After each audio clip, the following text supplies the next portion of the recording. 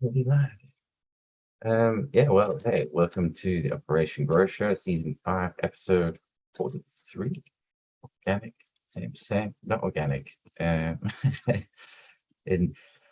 this one, yeah, I hope everybody's doing well. Let's just start there and we'll continue from that point. And then Lefty, how you doing, bud? How things going? Going good, man. Everything's going really good. Actually, I got my grow room tore apart right now. I'm getting out of the tent and just going into a room. So, getting everything rehung, doing all that good stuff. But plants are going good, looking really good. I flipped them earlier this week. I believe I'm like 4 days in the flower. So yeah, looking really good. Definitely seeing the arise male that I picked coming out of a lot of these with this really, really wide leaf. I mean, some of these blades on these leaves are like, almost 2 inches wide. So you can see a lot of the arise in some of these plants. But anyways, yeah, everything is going good, growing good. Nice to see you back this week after a week off, and hope you got your batteries recharged, brother. It doesn't look like it. Yeah, no, all good, man. All good, all good. It's yeah, interesting to see that Arise has got the phenotypic expression from that's the one that at least from the leaf structure so far, then seems to be quite a dominant, noticeable one. But then be interesting to see how the rest of the other characteristics actually express themselves as well. And then the real fun comes in the next cross you do after that, because do they still exist or does it suddenly go all over the show? Right. It would be really interesting if there's nothing from the one that shows up in this generation. You'd have to assume that it was pretty recessive on a lot of stuff. Yeah, ooh, that's what my brain goes. Ooh. Hey, Raptor, how you doing, buddy? You're muted, dude. Unless you're telling somebody over there, saying something to somebody local, otherwise you're muted. Yeah, I'm doing pretty good. Just had a good meal. Still need to set up some stuff that I got for like some Black Friday deals. For the most part, just got some simple stuff like cables that I needed to like charge headphones and like a new cable for the minder, something with like nylon braiding. So like I just don't, $3 extra and you have it last 4 times longer. So yeah, no, stuff like that just little upgrades here and there. Bought a shelf a couple weeks ago, almost a month ago, and I actually bought some grow lights to go along with it. So I bought like a 6-pack from, it's called Barina. I actually got the, shout out to Dave. Dave's not here. He's the one that actually was telling me that that's the brand that he uses. I got a different one. He got an actual grow light. They sell grow lights. I like the 5000K Spectrum that the shop lights came with, and they like fit really well within my space. So I decided to go with that. And yeah, just got a 6-pack of those, basically $10 a light. So $10 to light up a shelf at 24 watts each, and then they're daisy chainable. So it was I was just about to say something about the lights. It steps. So Keith, just put your fingers in your ears for a little bit, bro.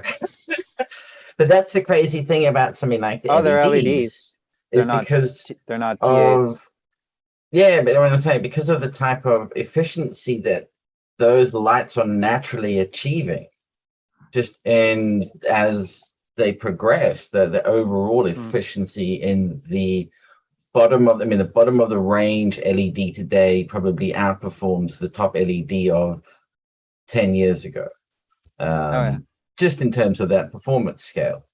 And so it'll reach a point where what you're buying at the supermarket or at your local Home Depot is absolutely sufficient. Do you know what I mean? Yeah, it pushes the innovation on the product line into like, what is it that makes yours then stand out and be better than what you can buy at Home Depot? But that's everybody's, and that's across anything that eventually happens. It's not just in lights, it's across the board.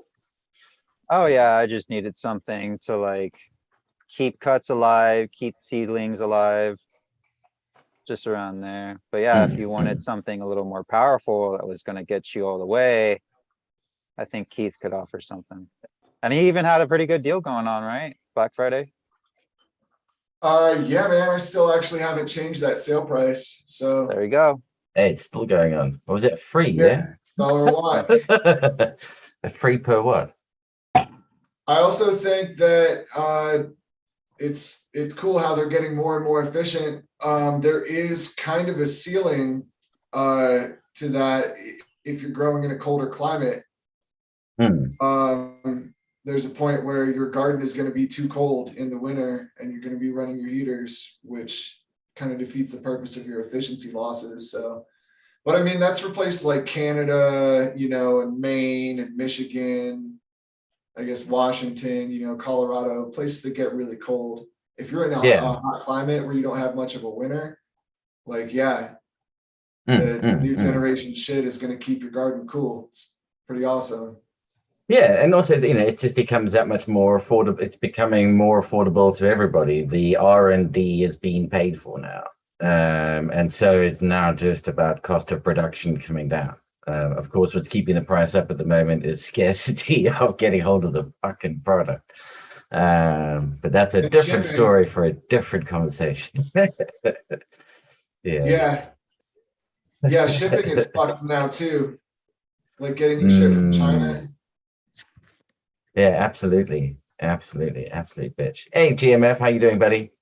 Oh, not too shabby. Just getting stuff done, sitting here and trimming away. So that's about it, man. Just sorry I'm a few minutes late. Sorry I'm tardy to the party here.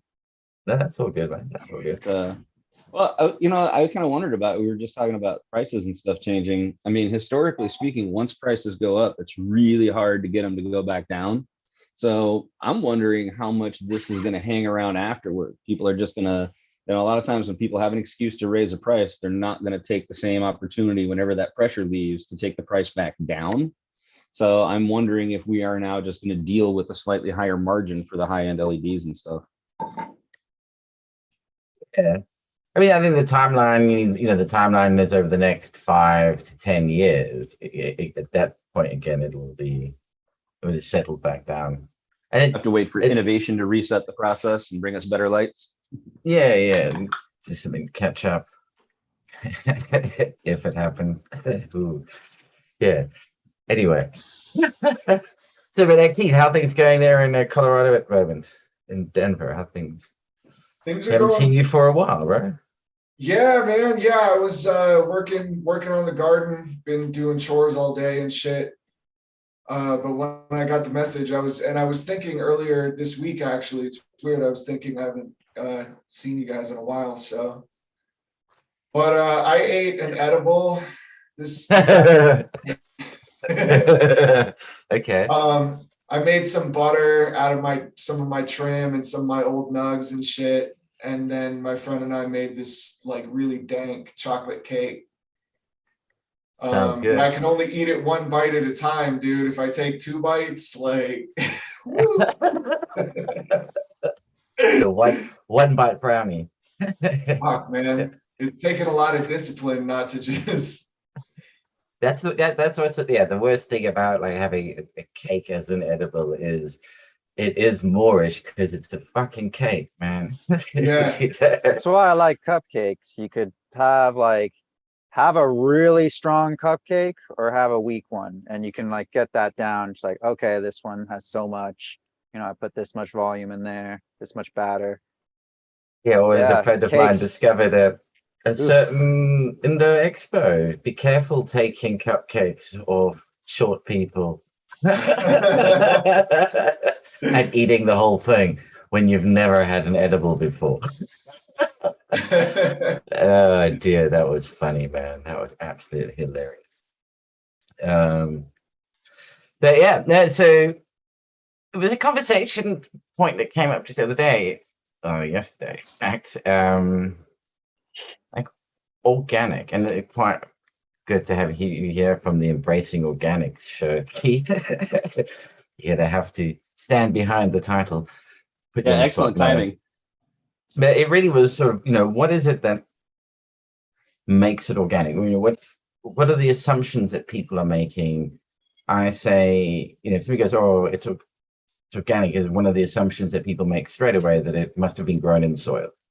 Hydroponics is not, but out of a bottle can't be organic.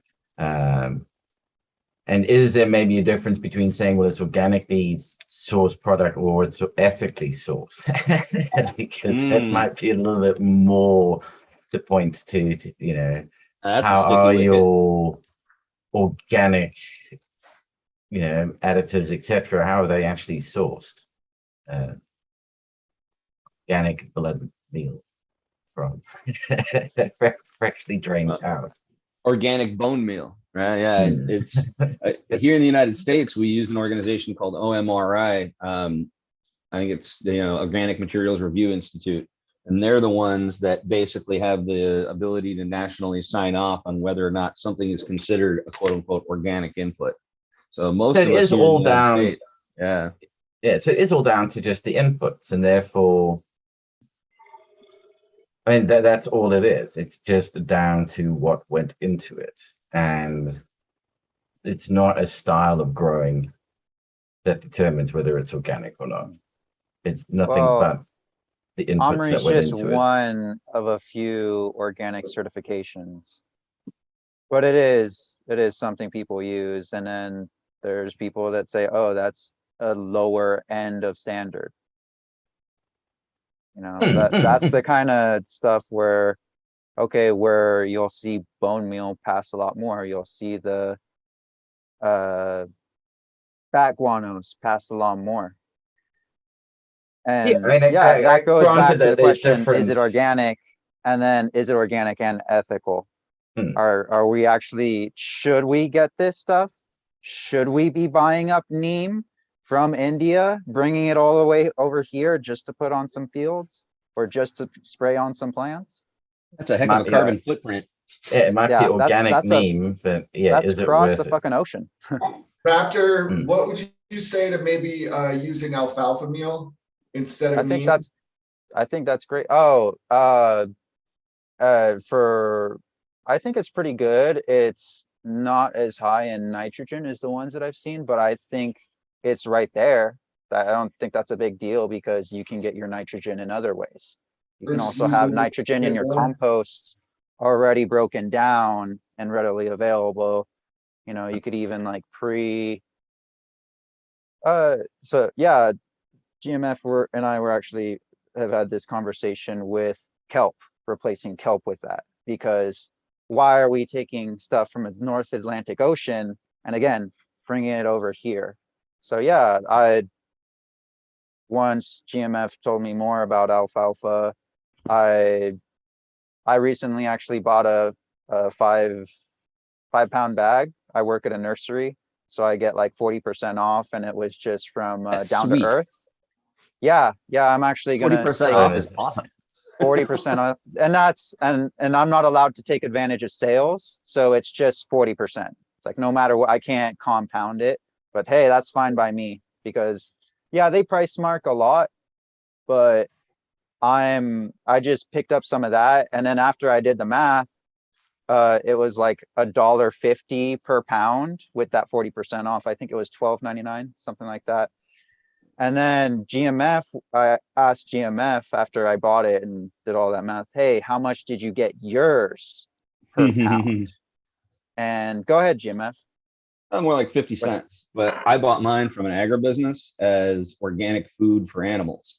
So mine's all pelletized. I happened to get a deal on like they were offering free shipping, so I bought like 4 bags. I got 200 pounds for a little like 90 some dollars. So yeah, with shipping. I got more than I'll ever need. It's very cheap. I can start giving it away. Yeah, and we I use mean, it tablespoon at a time. Like the amounts we use of this stuff is so small at any given instance. It's ridiculous. So I'm eventually just going to start giving the stuff away, I think, to other growers. So my But at point the point- in saying that was, hey, not only can you replace that, Keith, the neem with that and other inputs, but Right. by using that, because it's more local, I believe there's, again, GMF was So informing this is me again, that this there is is this a thing lot of about it being alfalfa ethical. in You know, California. This is So not you about can it. use that replacement to just have something local. There's less input, there's less footprint, carbon footprint on that, and it costs less money overall Mm. to you and the whole system. Mm. So, But I mean, yeah, there's regardless of- tiers of going about it. Hmm. I mean, you know, regardless of financial cost, just talking about it purely from, you know, in that case, it still could all be completely non-organic, what you're doing there. None of that needs to be, you know, is just the assumption is that it's going to be organic because of what you're describing. And this is what I mean, is that everything that could have been used in the inputs in those processes were not organic. So even though it's alfalfa that you're using and it's sourced locally, It could it's have been non-organic completely alfalfa. non-organic. You know, it doesn't Yeah, it mean could have been anything. sprayed with all kinds of crap. You never know. That's What if it That's has one reason that I go after- OMRI label? What does that mean? right. That's Okay, yeah, but so that, and then how many? Because usually what you find, it's a list of for organic farmers and growing. Here is the list of approved pesticides and all the different things that you're allowed to use, which also tend to be the most effective ones and the most popular ones that everybody else uses as well. They're just allowed to use everything else on the table and they need to. They can throw the kitchen sink at it. Whereas the organic guy can burn it all down if they absolutely have to start again. Well, So- not always. There's plenty of organic Yeah, solutions. to a lot of different I'm methodologies. being facetious. Yeah, no, I got you. Again, in the space, when people say, oh, like organic is better than non, and when people, again, the assumption is, oh, if I grow with salts, it's not organic. But that's an interesting one to argue. What makes it not organic? So when I think organic weed, I think a living soil, basically, where you're feeding compost and maybe some dry organic amendments to a living soil system. So no chelated nutrients, and it's bacteria and fungus that are alive in the pot that are feeding the plant. It's not getting force fed. Yeah. That I would think be No that's my the difference. manufactured I think- chelation. I think you But just yeah. nailed it, dude. I think it's whether or not the nutrients are being chelated, you know, chemically speaking, or they're actually being made available through biological processes. I completely agree with you, Keith. I think that's about right. Spot on, man. But everything you put into it has to be certified organic. All the inputs that go into it have to be So- certified organic. Being anally, you know, specific about the label of this is organic. what Yes the and label no, I means. can grow my own inputs and not have a fucking certification and do Yeah. everything that the certification says and not be certified organic. Yeah. So- Harvest the products out of your backyard to make your nutrients. Know if you your need to. sources, and even Yeah. better, be your own source. Mm, So if mm. you want to take it that far up, but yeah, that's just the thing. There's so many tiers to this where people are hiding behind certain, you know, loopholes within the system of the certification system and the fact that there's not just one certification. There's private certifications like Omri. That's not a national thing. They work with the national. Yeah, like, but they're not a government broad- institution. They're not a government Yeah, institution. That's just it. Well, what up, Magma? I think that there's more of a European like certification on Oh yeah, there's an organic? EU. There's an EU standard yeah, for and then that's even absolutely more everything. strict. You want to call And it a then sausage. Canada is even more Hmm. strict. You have to meet certain regulations to be called sausage. Well, and that makes me really think the term organic is just confusing. I mean, it really is. We should Mm. probably, like you're talking ethical or closed loop or something like that. We should probably find a better term that more accurately describes what we're talking about. Whether it's living, that's a good one. I don't know. It seems like we just need better vocabulary for how to approach this. Yeah, it's like style of growing again, coming into it. But it's interesting. It's a narrow split on the organic over ethical. Ethical on the win so far. I mean, I'd almost think that the ethical thing almost would naturally lend itself to a degree of, the organic. It's sort of complementary. Yeah, you're more People than almost likely gonna look at the pay for that inorganic premium. processes are potentially slightly less environmentally ethical. The manufacturing of the extraction process for certain mineral compounds is probably not ideal. But also, if it's a waste product from another process, it's perfect. So gypsum and things like that. Yeah, Lime. there's a waste product from other environmental processes. Yeah, go for it. So what about peat moss? Isn't that kind of like a fucking travesty? Like, isn't it like a finite resource and we're harvesting the shit out of it? And then, well, there's two. Hmm. My understanding of the peat moss one is that there's two different aspects to that. Like in England, the peat moss they have here is black peat moss, which is the stuff that's taken centuries to sort of form. It's not one that grows straight away, the dark stuff. And they used to just the small number of people that used to harvest it because they would use it for fuel and Exactly. all sorts of things was a small number of people. It wasn't mass industry using it up. In Canada, they have, well, I believe in North America, you get this pale peat moss, white peat moss, which is harvested every year where they just take the new growth off the top and it just regrows. And so that one's kind of what I've heard is that's the one to go for because that's the one that's renewable. It's just they just reharvest the More, same thing every more single every manageable. year. Yeah, yeah. The dark stuff is the stuff to avoid because that's the bog peat moss that's It's being almost taken like out. Not coming back. tearing down a Yeah, not redwood soon. versus tearing down some like oak or something like that.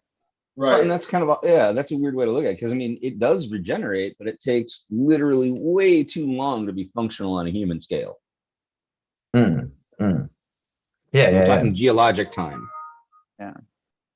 I It'll mean, I be back. love my oaks, but if it's life or death, like, yeah, that's gonna grow back. I'm gonna make sure that I plant whatever amount of trees to make up for me taking that one down.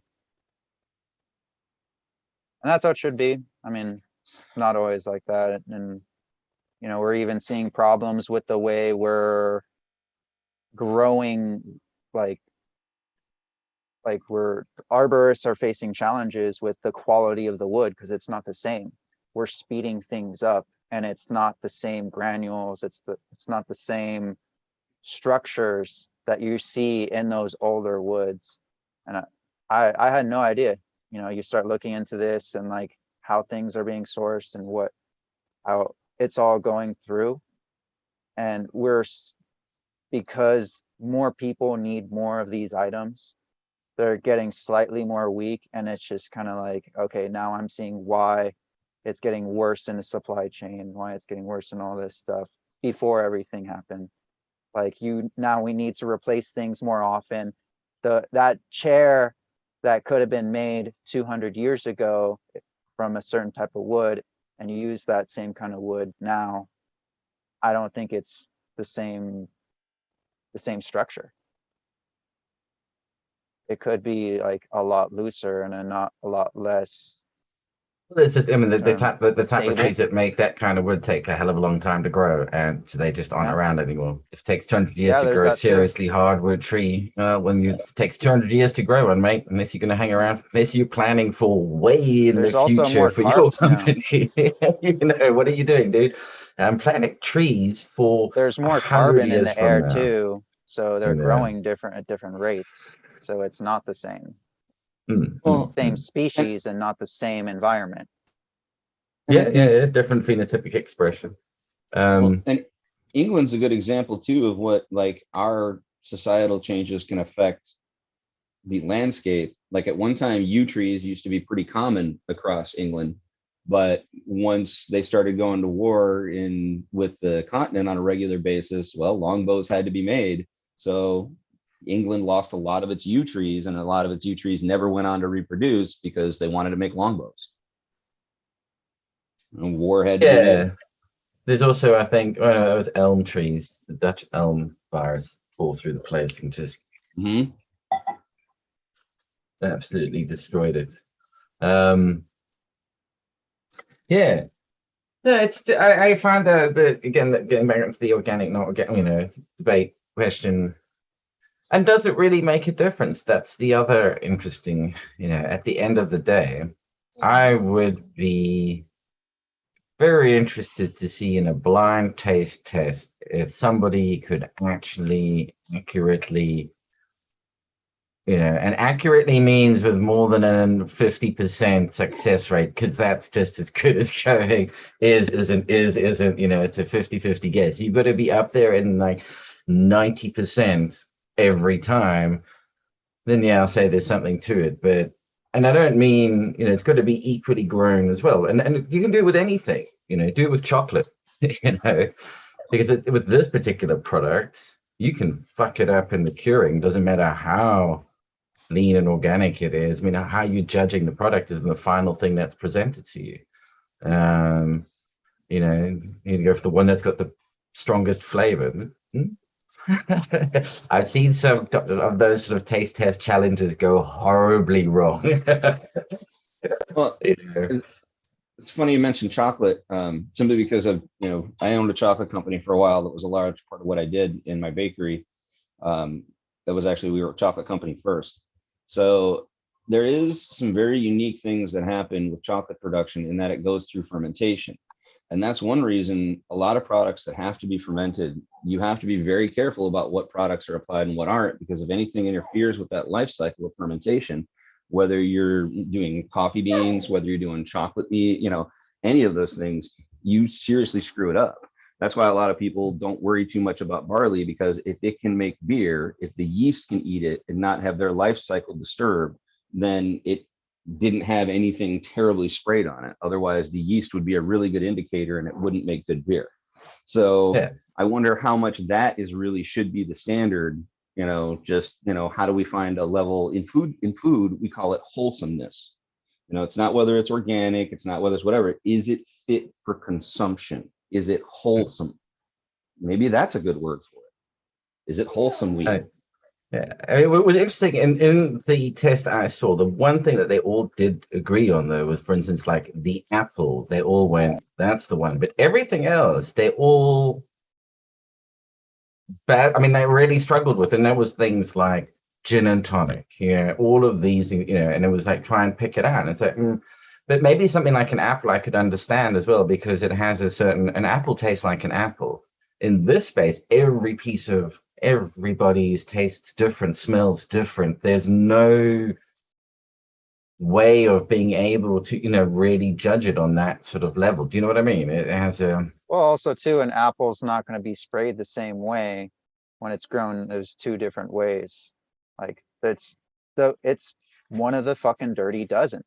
It's maybe one of dried those apples things would be that's the way gonna to do it. really get fucking affected by the way it's grown. Like, because you're spraying shit on it. Like, I don't want shit sprayed on my fruit. Yeah, yeah. That's just me. I grew up with that stuff. When I can, I don't buy that, but that's not every piece. I can't afford it. I mean, that's why I pick and choose. You look up that dirty dozen, you'll see what's the most sprayed stuff, and it's everything popular. It's everything that I love. The peaches, Strawberries, apricots, raspberries. strawberries. Yeah, Yeah, yeah. yeah. So you're gonna see a difference in the flavor there and those things for sure. Oh, Yeah, oh, yeah. oh. Other things like gin and tonic, well, that's put through that's distilled. Yeah, yeah. Like Keith, don't look, like stuff Keith. like that. Like I told you. Keith's busy praying. Drop it, drop it. Let it fall, let it fall. Oh dear. Gonna, gonna burst into flames in a day or two anyway. Yeah, it's all right. Well, okay, that actually brings up a good point, because we're talking about inputs. Well, what's an ethical light? Okay. Yeah, it's all light organic. Well, seriously, I wear overalls all the time, right? Because that's just what I wear is overalls. I buy them from a union shop in Oklahoma. I feel good about that, so I don't feel bad buying a couple pair when I need them. So to me, I'm buying from a United States manufacturer that's ethical, that's union. I feel good about that. I don't, you know what I mean? Is that Mm. maybe something else to think about when buying tents, when buying lights, when buying fans, when buying filters? Small companies versus bigger companies. Like, would you rather invest in someone that you know or something? Not trying to cause someone else? controversy, but yeah, our man Keith versus HLG. Well, I mean, with LEDs, you have American-based like companies and manufacturers and stuff, but the thing is, like, all the parts come from China, all the boards, all the cobs, all the drivers, and if not, they come from somewhere overseas, and they get shipped over here. And you can buy from an American distributor. You But can not a buy a finished light manufacturer. from somebody who has assembled those parts in America and is an American and a veteran to boot. Hey, Yeah. but the parts for Nobody's everybody get a making lot of them. things from Yeah. China. Nobody's Yeah. making them locally. If you nobody could, if you bought, I mean, maybe it's the same thing. Like if I bought an LED or some component that was actually manufactured in this country, you couldn't afford to buy the product that I was making. We've been, I mean, be a very different conversation, a very different group of people. Do you know what I Yeah. mean? The price just goes through the roof all of a sudden. And if you listen very carefully, you can hear in the background that, oh, Mr. Keith, we're just about ready with your next order. Isn't that what Invisible Sun tried to do? They're making the aluminum, what you call it, the heat sink, and they're trying to make as much as they can in Britain, right? Or am I I wrong have there? no idea. I don't know. So Yeah, that's the one thing you could do with boards is go to just a local aluminum shop and you can get those things cut and stamped out, drilled and tapped,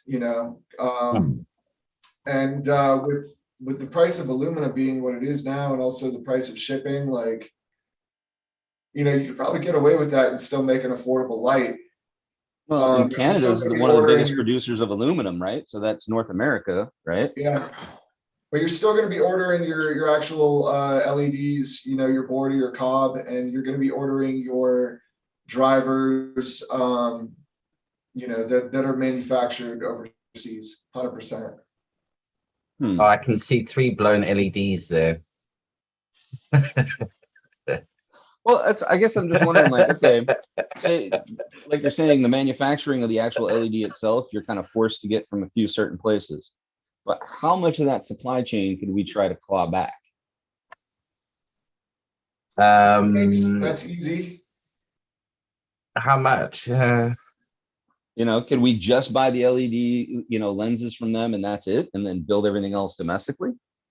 It's how Or- much? Well, how much are people willing to pay for that? That's what it comes down to. When it comes down to business, it's all I'm about willing to pay nobody extra for a makes US made product. I'm willing to pay extra for a US made product with local Yeah. support that gave a job to someone in my community. Absolutely, I'll pay extra.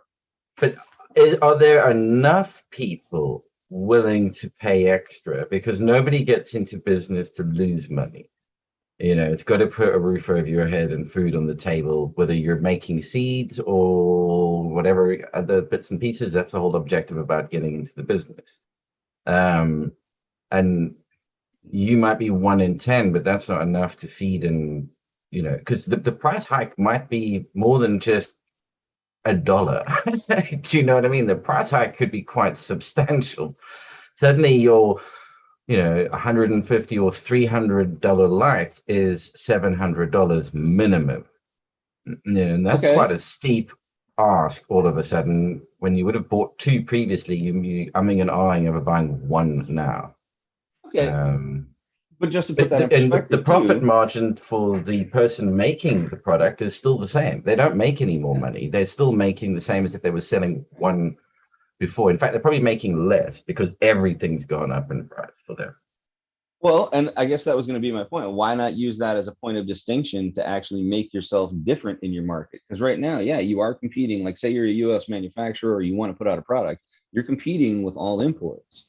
However, if you can start convincing people that there is an actual benefit to having you available, to having, you know, a job in the community, then yeah, like we're used to prices having dropped so far. Everyone's, how cheap can I get a light? How cheap can I get a light? When a couple of years ago, we were paying twice what we are now. Like, and that was just a couple of years ago. And if you've been in the game a long time, you know, I remember when blurples cost over $1,000. How many of y'all remember that? You know, Well, that's like because that, the R&D is being paid for now, and mass yeah. production is up. You know, that's why But they we still cost made money. nothing. We still made it work. Yeah, Oh, just but saying. they were a very small. You know, again, it was a tiny portion that were using them back then. You know, very small group paid through the nose for the technology that then funded it for everybody else. I guess that's how we always do Yeah. things, huh? Oh, it's just a natural progression. You need, you know, the first, any new tech when it first comes out is bloody expensive and very quickly gets superseded by the next generation. Yeah. And the whole ethical thing about where you're getting it from is, to me, is almost, I personally think is more, well, I want to say admirable, that's the wrong word, but, you know, something I can definitely get behind a lot better than trying to say, oh, it's all organic. You know, I go to buy product from companies that I trust in their supply chain. I'm not going to go and through the entire company supply chain to figure out whether or not it is. You go for ones that you can trust on that front. Yeah, and as I say, I don't think I could. I don't. It'd be very difficult to tell the difference. I think more fuss is made over it than probably should be made over it. Maybe that's controversial. How are you hanging in there, Keith? Doing good, man. It's an interesting conversation. And as far as lights go, I think the best you can do is just get them from an American company. You know, Yeah. even though they had to source their parts somewhere else, like at least you're supporting an American business. They're assembling them here, and hopefully you'll get, you know, better customer service.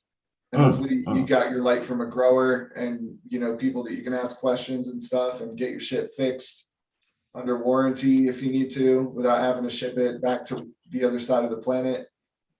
You know, there's advantages to that. And I think you're right. I think a lot of people are willing to pay a little bit extra for So that. just Well, like you were saying though, because with, I'm glad you brought up the warranty, because look, let's say I had a light from you. Something goes wrong, I could send it to you and it'll probably be back to me within a week or so, depending on how trivial it was. If it's just a wire, if it's a whole board, you know, issue. And you would honor that, and I would have it back within a reasonable amount of time. Well, if I had to send it overseas, especially now, fuck, Right. good luck. Yeah. But how long is it going to take just to get there? And then they got to fix it, and then they got to send it back to me, which is probably going to take even longer than when I sent it to them. So how much is that worth to you? Like, how much time, how much of your grow are you losing out a week versus whenever, however many months? Let's be realistic. Yeah, man. Yeah, So that's yeah. the advantage. For cheap lights, it's probably like kind of whatever. You know, I spent Yeah, at 99 that bucks point, on they this would thing. just, oh, well, we'll just Yeah. buy another set, you know, another cheap set. Who cares if it breaks?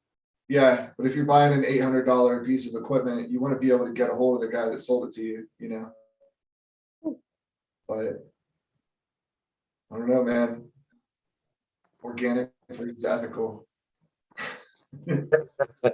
Yeah, I think ethical is more important. That's why I don't really, I've kind of just given up on the whole organic, and even like saying things like living soil. I get it. I even said that myself, but it's kind of just like one of those things, like I could just say soil and it should say the same thing, because in that I could just say I'm a gardener. I just put soil, I put compost in there, I put amendments, and then that's it. It's the same thing. So yeah, I just say I'm a gardener, you know, from now on. Just why, you know, why I'm a why am I- vegan yeah, gardener. I'm a vegan I'm a organic gardener. Oops. but yeah, Hey. just finding a different word for it. But yeah, I think actually pointing out like, hey, that needs to be ethical.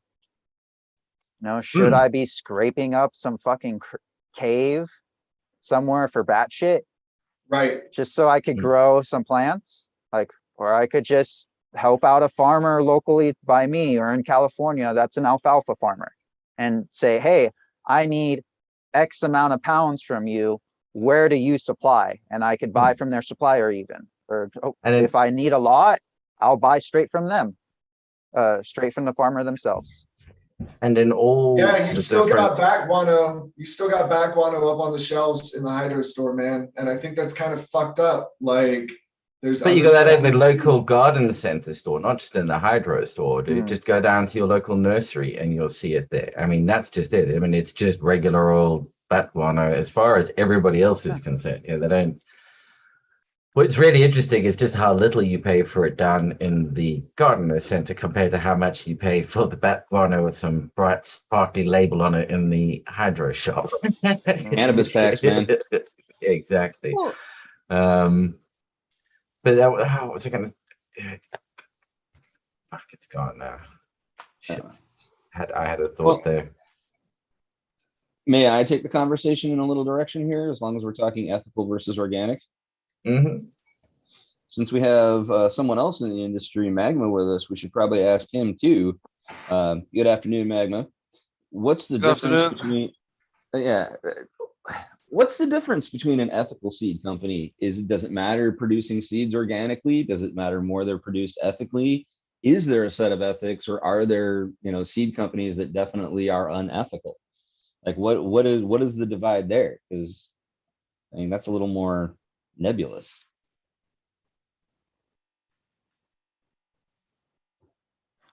I personally think it's probably it depends what you're putting into ethical. I guess like if we're purely talking about how the seeds are manufactured and grown, Mhm. I think it's like the whole organic thing and the whole like is it biodynamic? I think what that does, it kind of creates like these labels where you have these laws that you can put in. And I think the bad thing with organic, it is kind of been hijacked by a bunch of people that want it to be all these substances that you can use. And then you have like other parts of agriculture where you used to have sustainable farming. And now that's kind of changing more to regenerative, because people are thinking we want to leave the land in a better position than what we got it. So to me, I think that's kind of what it boils down to me. Like, are you destroying on your path, or are you building? Like the soil and the environment around you, and what are you putting in your waste and local environment around you, and at what cost, are you getting the inputs that you're sourcing? Hmm. So you think regenerative is probably more of the key issue when it comes to this stuff? Yeah, no, I think long term, Hmm. and like if you're thinking that the next generation has value and the generation after that has some value, then regenerative becomes maybe a little bit more important. And I think ethical, Hmm. what is ethical will vary from, I mean, clearly, what makes an ethical seed company compared to what makes an ethical mineral extraction company is probably two slightly different things, in terms of business practices and what we would be looking for. Can mineral extraction ever be regenerative? I don't know. Well, not necessarily Extraction. regenerative, I'm talking about ethical, So part of what makes some like an ethical grower, it would be somebody that's looking at it being regenerative, not what can they put back in, I guess. That would be how can I not reduce the amount of landfill that I'm generating? If you're growing in a soil that's grow medium, can you flush it clean and reuse it? And therefore, that's one less purchase that you need to make, and also one less thing to get rid of, and one less bag that needs to be transported, and so it's a knock-on effect. Yeah, I mean, ideally with what Magma, GMF and I are trying to do is, yeah, we're adding some inputs, but overall, we're not just recycling everything, we're building upon it. So we do have everything there. We're all getting to the point of, we don't need like however much, whatever point we're at. Magma's most likely further than me. Magma and GMF are most likely further than me. And that I still have to bring in some compost, but I'm looking to close that loop off this year. You know, and here and there, I might just buy some compost, but the compost that I do buy, it's grown in California. It's literally called Malibu compost. It's made up there. It's made not too far from me. It costs a You little know, more, but yeah, I get local and it's good mulch too. stuff. Yeah, and then I get local mulch as well. Good point. Yeah, and the person I get it from, he calls it more compost, but I'm like, this is mulch. I can work with it, but it's just pieces of carbon material like wood and probably some straw bedding, and then it's the bedding used in racehorse tracks. So I'm getting that Nice. plus, and then they're getting fed well. You know, I just let that mature for a little bit. Whatever dewormer, whatever was used on them, because they need to be healthy, breaks down. I just let it sit on the side and then I use it. That breaks You down a know, little bit more. I do the same. I leave it for like half a year, 2 year, and then I start spreading it. Yeah, yeah. Gets annoying to some people on and around the property, but like, I can't use this yet. I have it. It aged for whatever. Like I actually helped a person, that person load all that up. So they had it dumped on their property. They had the truck come, and then I had to like move it around, and it was fresh. So I knew that Leaving. that's another thing there. Know your sources. So I was able to get it a little cheaper too. And I learned next time I can get it even cheaper by not having to pay for it being delivered. I could just go there and say, hey, I want this amount. And I could even rent a trailer if I really need to. But maybe it's cheaper to just pay him to use his trailer and head to my place. You know, it might be $40 to get it to my house, but maybe the trailer is like 60 per day. And then I still So- got to take back the trailer. What would stop me from growing like in the backyard, growing like dynamic accumulators and shit that I can use as compost for my garden? Nothing at is all. The potential for it being an IPM issue, bringing anything from outdoors down into the grow is, you know, kind of risky in that regard. So, I mean, if you were to try to do that, like what could you do? Like, could you dry it out for long enough for all the bugs to die and make your own dry amendments, or would you have to Well, ferment everything? if you're really worried about pathogens and things like that being carried along from one place to another, I like the idea of a thermophilic Yeah. composting. So that's when you're letting things heat up, and you can let it get up to 160 and you will for sure get things done faster, and it will be to where you want it to be. But I caution and say you can also get to 130, a little less, and have it there for a little longer, but it's also more safe and it's less work on your back, literally. So unless you have the machinery and the time and the ability to do all that within the shorter amount of time, it can be done within like what, 20 days ish, Magma? Yeah, you can You have know, some I viable normally go for compost, but I'm normally more really long-term. slow composting. Yeah, I like to just but add you're some familiar with moisture and thermophilic Yeah. composting, where you can do it a little faster, and that makes sure yeah, no, if you you don't turn carry it through or you weed.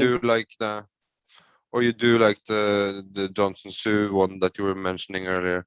Yeah, Uh, that's what I would recommend to Johnson Sioux. And then you could even, the cool part about that, when I was looking more into uh natural farming, like with Chris Trump and everything like that, he was showing how when he was making a compost, he had a, what's it called, like a grill thermometer, where it's links up to your, like an app on your phone, so you don't even have to be there, and you'll get notifications at what temperature it's at, and you can even see where it's going, and you can track it down. So if you're doing stuff like this, you can take out the guesswork a little more, and you can even track it down like that. So I think using stuff like that, and also uh yeah, if you do a good job at composting, you shouldn't have to worry about things that are going to take over, and just make sure that your compost has the soil food web, as many parts of it as possible. The predator, like, yeah, there's going to be the prey on there, and those are the ones that you're worried about, and you need the predators for that. You need all the links in the chain. So by creating a healthy compost, they're gonna be there. It's fucking crazy. And that's what, again, that's why I used Malibu compost. When I used that, it already had rove beetles. I have a shit ton of rove beetles. I never bought rove beetles in my life. And in the entire almost 4 years that I've had this whole grow. And when I did it with my new veg area, that got rove beetles too. So yeah, that's because I use a warm bin, which is what GMF is showing. So you can Well, have that and have a place to inoculate, continuing to inoculate your living system. Then you don't need this that is much space either. this is just house compost. So I compost all my trim, my roots, my coffee grounds, my coffee filters, my food. It all goes into one of these little totes, just nothing big. It rots down to, like, from a full tote, it'll just basically fungally rot itself down to a very small fraction. Then eventually this is what gets fed to the worms. I could use this straight up just as compost. And you can see how, like, it gets to be, I'm sorry, the light in here is so bad. I said to step into my garage, but this is where I do all my work. Like, I don't have to take anything from outside, because if I want it, I can grow it in my house. So I'll grow some alfalfa in a pot as living mulch. I'll, take all my old plants, all my coffee grounds, all my food, everything that I can that's organic in my diet, I try to recycle into my growing. I started out in, okay, about 5 years ago, I made 2 batches of soil at about 22 gallons each. That was about 40 some gallons of soil. Now, just by recycling all the stuff that I eat and my coffee and all my plants, especially, I mean, you can see how much chopped up, stems and all kinds of stuff is in here, but they get to be paper light. They're basically like styrofoam. I don't know if you can see that. They just kind of, they're basically like foam right now. And this forms a very nice substrate. I'll get mushrooms growing right in here.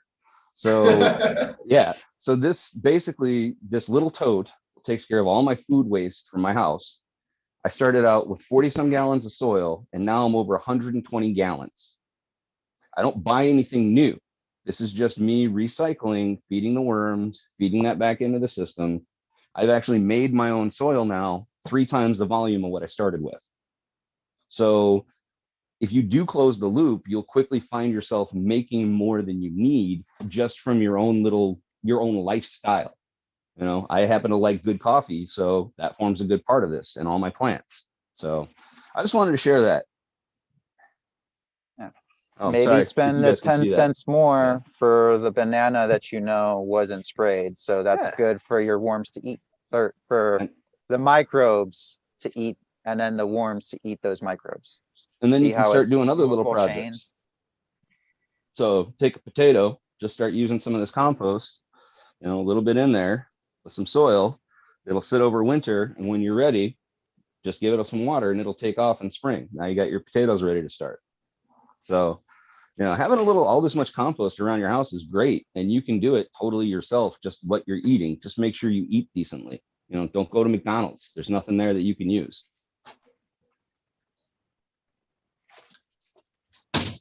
Yeah, and it's little tiers at a Hmm. time. You don't have to give up everything you do. Like I said, maybe buy some good bananas instead of a bag of Yeah. chips, you know, as a snack.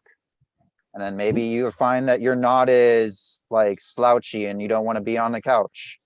You know, so you go out and enjoy the day a little more. Well, and also- Helmag. Yeah. And I couldn't do this if it smelled. I couldn't do this if it created bugs. There's no way my wife would let me get away with it. So as long as you're properly composting, you'll feel that thing heat up. You'll actually feel it kill off everything that's inside there.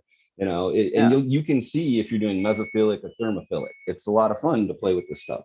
So I would encourage anyone who's into it, you know, start looking around your house, look for things that you can actually, instead of putting in the waste stream, putting in the garbage, put back into yourself or into your garden or into something. Yeah. And Lefty, we need to get a little tour of the of the garden there, buddy. What are you talking about, man? Yeah. Talking about you. I swear, I thought you were gonna fall off that ladder at one point, dude. I'm sure I saw it going wobble, wobble, wobble, wobble, while you were measuring. So here we go. I did take a little misstep and had to gather myself. Hey, if I'd have known Keith was gonna be on here today, I would have started with the cannons instead of the fucking HLGs. Mhm. Yeah. Cool, man. But It's cool. let's I'll have a be here look and next week. see what have you got going on there. Give us a little, if you can, if you're able to, give us a little tour. Let me. Well, basically I moved out of my 4x8 tent. And hold on, let me switch my camera around.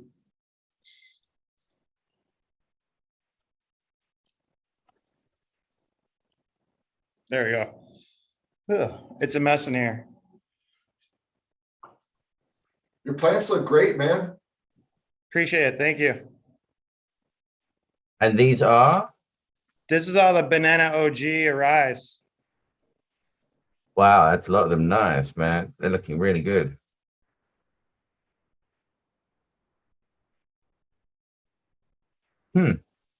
Outstanding. Looks like the banana OG was really dominant. Actually, it's blending really nice. Okay. The plants are really similar in structure with that Arise and the Banana OG. I can definitely see some that are leaning more towards the banana because of the coloring. It's got a little bit of a lighter green in some of them. And those ones I found to be more on the banana terps on the stem rub and shit. So yeah, there's definitely some differences. Not a lot, but there's some slight differences here and there. But no, so what I did is I picked up another HLG. I got it refurbished, got a really good deal on it. So I grabbed another one of those, getting ready to hang another one right up there. So I'll have two in here for now. I'll probably add on something here before too long because I have a little bit more room. I was in a 4x8 before and I built my room at like 10 by 10. Nice. But yeah, there's all that. And then I gotta get I'm gonna get like a lighting controller in here and shit now. But yeah, I just gotta get all my stuff hooked back up. Got some cleanup and stuff to do. But yeah, just putting in a wall, splitting everything up, moved the tents out there, putting up a wall. I gotta drywall it, but I slid my tent through the hole in the wall so I didn't have to take it down. So I haven't drywalled it and I still got 2 more studs to put in, but everything else is pretty much done. Got that all slap back in there together. But yeah, everything's looking really good, man. Really excited to have some more space to work. And yeah, I got some more ceiling height and shit. So yeah, all good. I'm really excited. Nice, man. Double points for not taking apart the tent. Yeah, I was trying to figure out how to do that. And I was like, oh man. Try and knock the wall down. That's the worst, man. One doorway and you're fucked. You Yeah. can't even take that thing apart. But yeah, everything's going pretty good. What's up, Sia? So where do you Yeah. fall on this divide? Ethical, organic? Yeah, go ahead.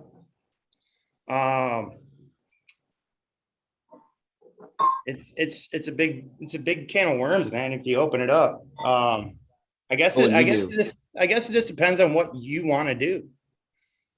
You know, are you that big on, you know, knowing everything that goes into it? It's like, get everything yourself, you know, do your own compost, get your own animals. I mean, that's the only way to know, you know, be like DEM pure certified.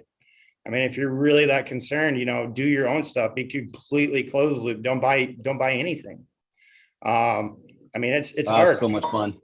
How organic do you want to be? I mean, Yeah. do you want the Omri label, or do you want it to be clean, or do you want it to be DEM pure? You know, it's how far do you want to go? I mean, it's like, yeah, it is veganics, if that's, you know, if you can actually get to that, truly get to that degree. I mean, is that is that for the ultimate, both in terms of ethical and, you know, ticks the ethical box. It's the only one that does. I mean, It'd really, be really, interesting.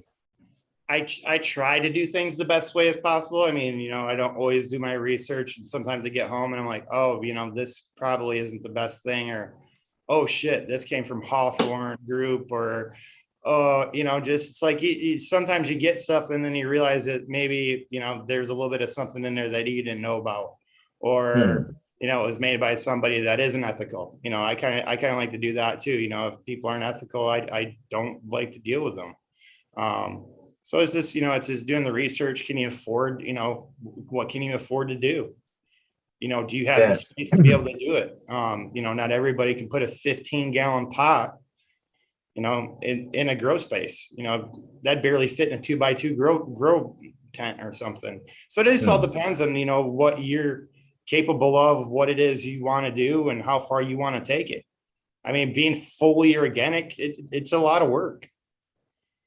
You know, it's Yeah, it's a exactly. lot of It's planning a- ahead. It's a lot of planning ahead when you're fully organic. And the thing is once you get behind being fully organic, you never catch back up, because everything takes, you know, it takes time to become plant available. I mean, microbes got to break shit down. It's got to convert from this to that. I mean, it takes time when you're fully organic. So it just depends on what your setup is, you know, how far you want to take it, the reasons why you're doing it. Can you afford to do it? Hmm. So And my whole thinking is I can't afford not to, because I don't have the kind of disposable cash to fix things. So I always look at it this way. You're going to sacrifice time, you're going to sacrifice space, or you're going to sacrifice money. One of those three things is going to go, if not some combination of all three.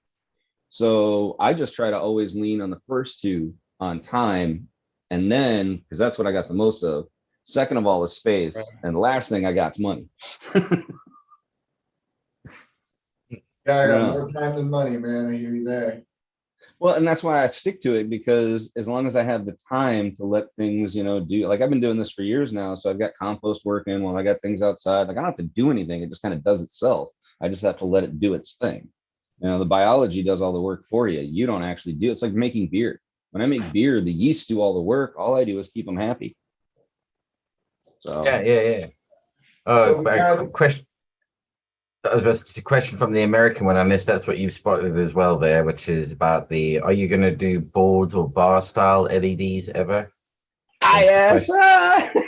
Yeah, I'm gonna do Thank you, I'm gonna Tal. do boards one day.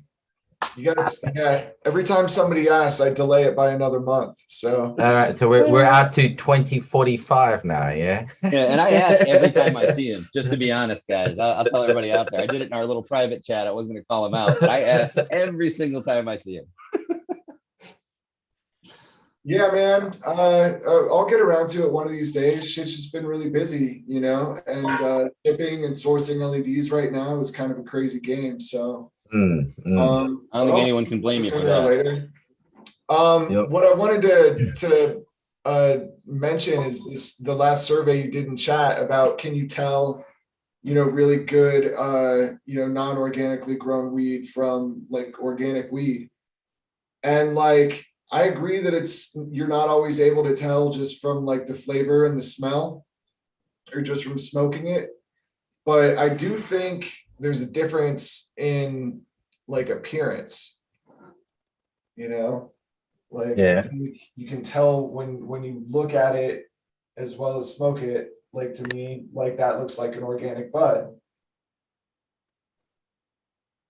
that looks like a hydro bud. Hmm.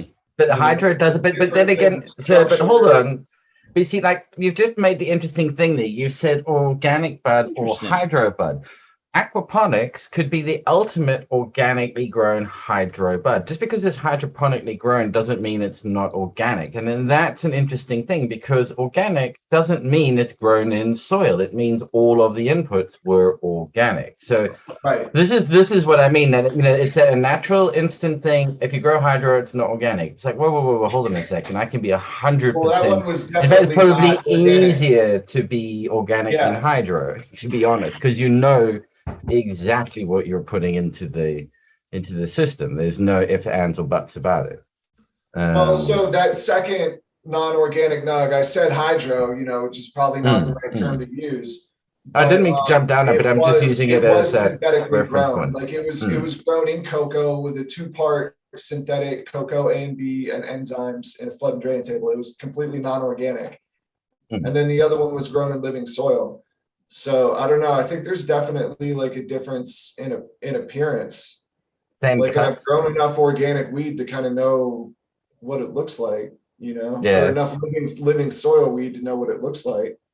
It's not bullshit, shipwreck. You can fucking you can see like Yeah, I've got a question. Is it the same cut? Is it the same cut that was grown? no, I that's mean, just this is why I hate to haven't be grown- pedantic on the on the point, No, because now I we're getting haven't into grown it's not the same anything. plant. No, I haven't grown anything in both methods. Mm. But I mean, am I fucking crazy here? Or does that not just look like an organic nug? See, Or to like me, I would go, that looks more like it had PGRs applied to it. You see, now that would be the instant thing because of it being all like uniform and compact in like that. Really? Mm, That's my living soil. Like that's what my Yeah. shit looks like. you see, it's interesting. But now my question therefore is, you know, well, that's a test to do, Keith, if you get a chance, bro, is to, you need to grow side by side the same cut in the two, and then you get and then you look at them and go, okay, can I tell them apart now? Because you either can or you can't. And it has to be the I've same done that. cuts because it needs to be the same genetics. Okay. I mean, it needs to be Okay, exactly the everybody's same thing. different You now. want to remove it's a different plant, which is a different seed. You want it to, you know, a true A/B test is take a cut and grow them both the same. Yeah, Yeah. the same You cut grown in want- two different styles. An orange gasm. You want 2 orange gasms. Grow one way and grow one the other way. Yeah. Anyway, simmer down, shipwreck. Simmer down. All I'm saying is I've been growing in living soil with compost for like 5 years now. And I feel like my shit has a certain look. Like the weed that I grow, like from one strain to the other, it always kind of has like a certain appearance to it. And if I go down to the dispensary and get like a good jar of synthetically grown weed, it just has a different appearance to it. It's a little bit more puffed up, you know? I mean, I'd love to do, you know, take like Indo Expo. What would be brilliant, and we could pull this off, is to have a booth there where you actually have, you know, here's 10 jars. All right. Tell me which one is organically grown and which one is synthetically grown, non-organically grown. Not synthetically, but non-organically grown. Have at it, you know.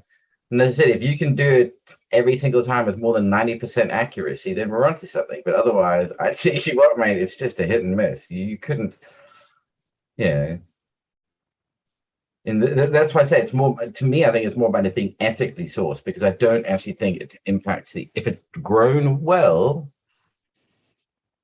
or grown badly, the end result's the same. No matter what style you choose, the end result will be the same. And that being how you, you know, when you smoke it, because again, what are we after? How it looks, how it tastes, the effect. What is it that we're actually trying to achieve? Just like you were saying before. Good. No matter how it's grown, you fucked up the cure, you fucked up the, you know, the drying it out. Mm. They're gonna be fucked up. Yeah, I think you can experience a difference between the two though. Like I've grown in hydro and in soil, same clones, and I could taste the difference. But I don't think like you'd be able to say which one was organic necessarily if you didn't know it. But if I showed them to you, I could be like, this one is soil and this one is hydro, and I'm sure you would taste the difference. But yeah, I'm not sure if people could spot like organic, or it really depends on the grower. You know, I've seen really good grown hydro and cocoa and rock wool, so it doesn't have to be bad or vice versa. You know. Yeah.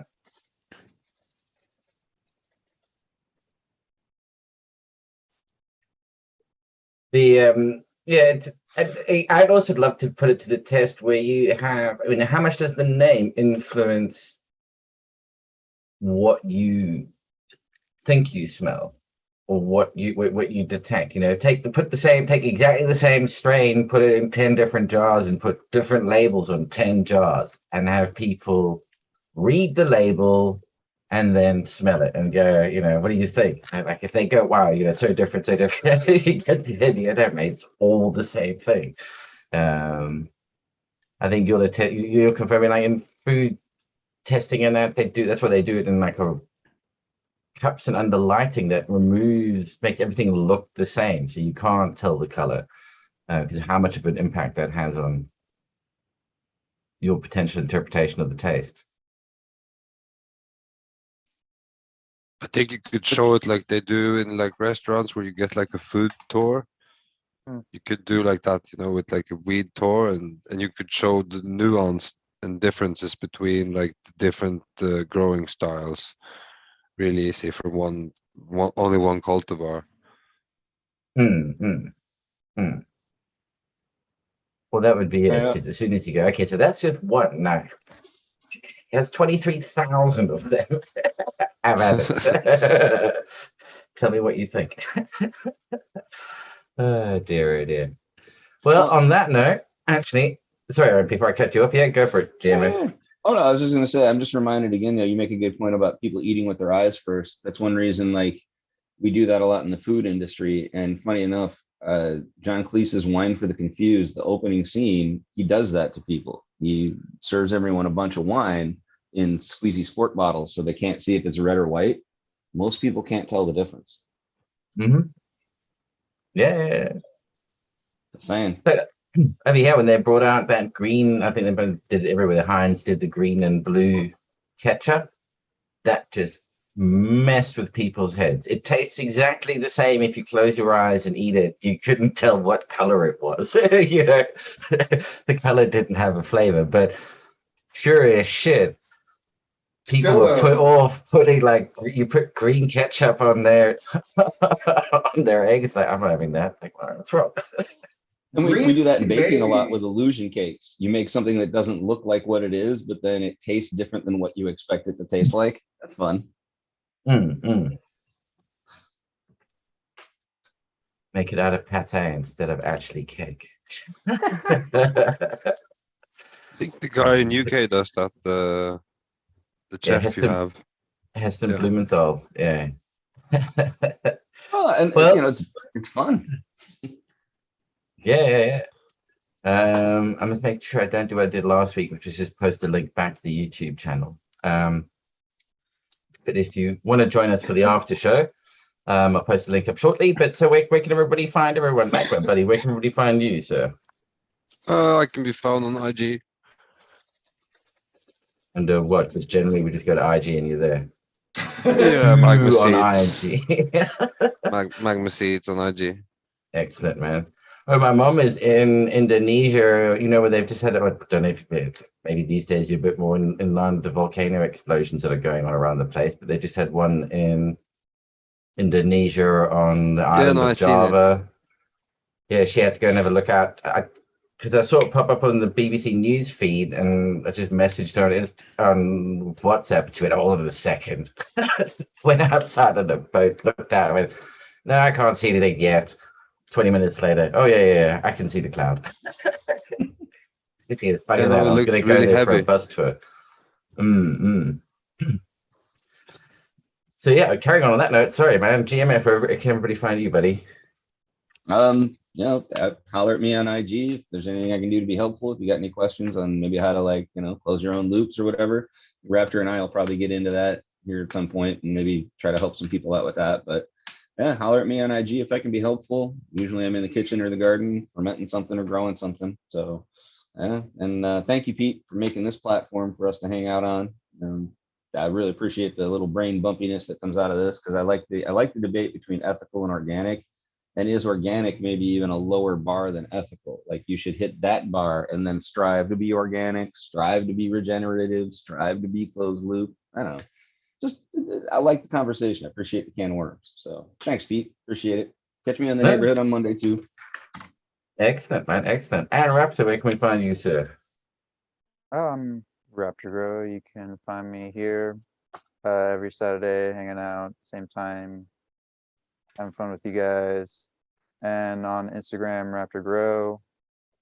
Yeah, about it. You could also see me, GMF, Shipwreck, Mr. Bagstein himself, all the neighborhood gang, neighborhood grow show on the neighborhood grow show on Mondays, 4 p.m. Pacific Standard Time. So yeah, please check us out if you're interested. We're gonna have, just like GMF was hinting at, expanding more on these conversations. What do they mean? What should be done about it? What can be done on the low end of your wallet and low end on space? Try to make it a little more easier on everyone and get some actual answers to people's questions instead of just like talking about it. Actually get something more tangible, Oh, we look something forward people can to. do about it. We look forward to it when it comes out. It'll be good stuff. And Lefty, buddy, where can we find you? I'm at Lefty's Farm on IG, Cannabis. Excellent, excellent. Other than that, I'll be working and trying to put that grow room back together next day or two. And Keith, sir, where can we find you? And any current specials you want to plug for your product at the moment? Yeah, man, you can find me on IG or Cannabis at Black Sail Market or blacksailmarket.com. And yeah, I've still left up the Black Friday price. I don't know. I'll change it in a few days, maybe when I feel like it, but you can get a 320 watt cannon for $320. So I mean, don't go getting in a hurry or nothing. Nice. No, but hang on a second. Hang on, dude. We just did a survey. Most people are prepared. They say we're quite happy paying extra 20% because it was made local. So I think that's easy, dude. You just, for everybody who's watching, the prices that we need a coupon code for everybody who's watching that will add 20% on, not Yeah, I take was just gonna 20% say off. that. And anyone who wants to tip Pete can tip Pete. Fucking I have brilliant. one. Coupon code Stabby will raise the price of your light by 20%. Is that with a double B or with a single B? Stabby, like Stabby McStabwood, our good friend. Yeah, I do know, but is it with a Two double Bs. B or two Bs? 2 Bs. It's Okay. not Stabby. Yeah, well, you Yanks with your spelling, yeah, it's colors with a U in it, so let's not go there. Pete, Hang on. British with your Dude, Bobby. you're on. Yeah. Let me stop your video for a sec. my wife and I had a good laugh about Crimbo, so if we want to start talking language, this is a good time. And you can get me at Peel Grow Systems at Peel Grow Systems on Instagram or at Operation Grow Show 2019. Also, there's the Simple Seed Code. You jump on there. And yeah, thank you to everybody for watching it. Thank you for everybody joining on the show. Keith, thanks for joining us. It was great to see you, and Will, also Magma, and everybody else ready for making the show. We'll catch you all next week. Stay safe, everyone. Catch you later, and join us for the